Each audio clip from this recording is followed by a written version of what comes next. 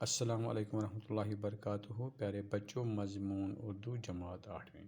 پیارے بچوں، آج ہم پڑھیں گے نوبل انعام کی کہانی۔ آپ اپنی کتاب کی طرف غور سے دیکھو۔ نوبل پرائز کے بارے میں آپ نے سنا ہوگا۔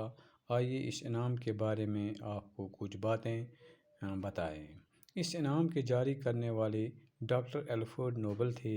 انہی کے نام پر یہ انعام نوبل پرائز کہلاتا ہے، جو دنیا کا سب سے بڑا اعزاز ہے۔ نوبل پرائز ہر سال امن، ادب، فزکس، کیمسٹری، ادویات اور اقتصادیات میں نمایاں کارناموں پر دیے جاتے ہیں۔ جو لوگ ادب میں کوئی بہت ہی اہم کتاب لکھتے ہیں، سائنس یا اقتصادیات کے میدان میں کوئی نمایاں کام کرتے ہیں، یا دنیا میں امن و امان قائم کرنے کے سلسلے میں کوئی بڑی خدمت انجام دیتے ہیں، وہ نوبل انعام کے مستحق قرار پاتے ہیں۔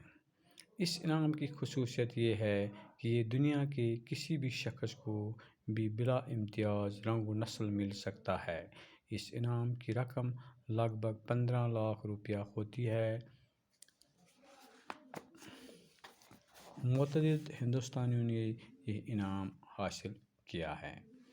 رابندر ناتھ ٹیگور کو ادب کا نوبل انعام 1913 میں ان کی کتاب گیتانجلی پر ملا تھا۔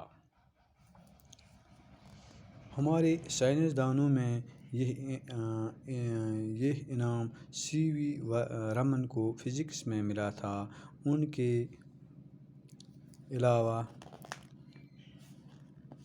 علاوہ دو اور سائنسدانوں ڈاکٹر ہرگوبند کھرانا اور ڈاکٹر چندر شیکھر کو بھی نمایاں کام کرنے پر یہ انعام دیا گیا ہے۔ یہ دونوں ایک عرصے سے امریکہ میں رہ رہے ہیں اور وہیں کی یونیورسٹی میں کام کرتے ہیں۔ مدر ٹریسا، جنہوں نے ہندوستان میں معذور بچوں اور کوڑ کے مریضوں کی خدمت کے لیے اپنی زندگی وقف کی تھی، ان کو بھی نوبل پرائز دیا گیا۔ 1998 میں اقتصادیات کے شعبے میں ہندوستان کے امرتیا سین کو نوبل انعام دیا گیا۔ اس انعام پر ہر سال لاکھوں روپیہ صرف ہوتا ہے۔ انعام کو قائم کرنے والے ایلفریڈ نوبل سویڈن کے رہنے والے تھے۔